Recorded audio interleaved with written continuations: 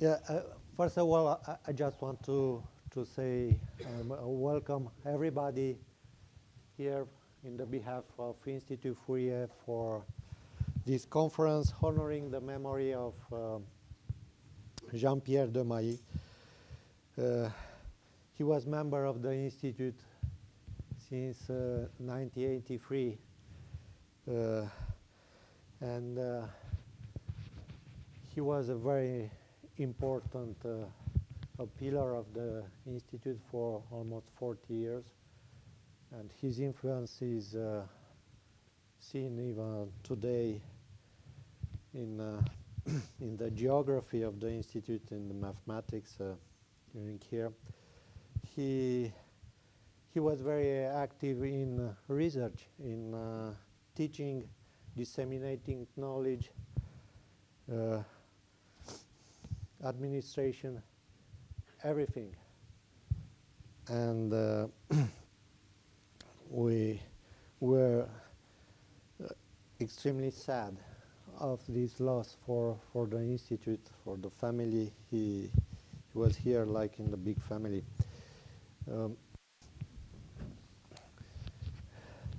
Actually, the tribute he would, every mathematician I think is sensible of, is to see his mathematics continued.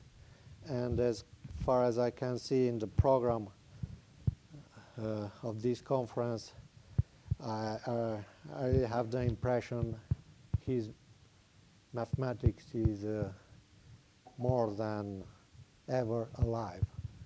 So I'm very happy to see this here. I'll let my colleagues here to say a few words about his mathematics, and I hope you enjoyed the stay in Grenoble.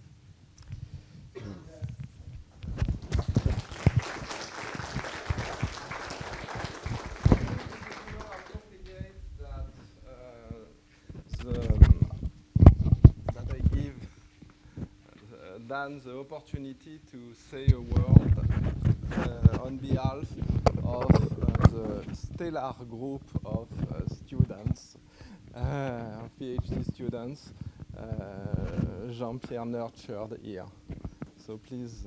There would be lots of things to say, but just as everyone knows, Jean-Pierre was an outstanding mathematician, a very warm person, and also an exceptional PhD supervisor. So we count ourselves very lucky to have had the chance of having our early research guided by him.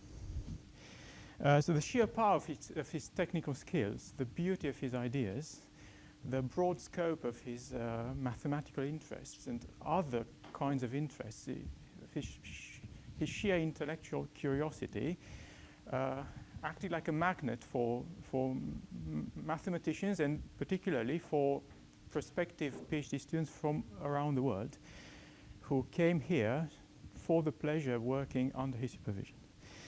And one of the many things that attracted so many mathematicians to him was his seemingly inexhaustible supply of new problems, new and interesting problems, many of which seemed outlandish at first sight, almost disconnected from reality. But actually, he was very happy to guide us on a step-by-step basis through difficult questions. And even if we didn't reach the ultimate goal he had set us, new ideas emerged along the way, and interesting results, interesting in their own right, were achieved. So it is quite rare for someone to have so many ideas in so many subjects, and so rich in possible developments. And perhaps I would exemplify this with two kinds of directions that he pioneered. So, as you know, in 1985, he published his famous asymptotic Morse inequalities.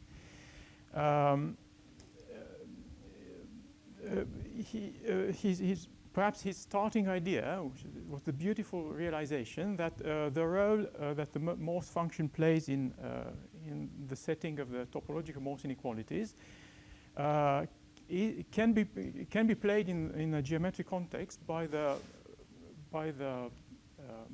metric of a holomorphic line bundle, and the set of points of index Q of a Morse function from the classical setting is replaced in the complex setting by the set of points at which the curvature form of this holomorphic line bundle has exactly Q negative and n minus Q positive eigenvalues.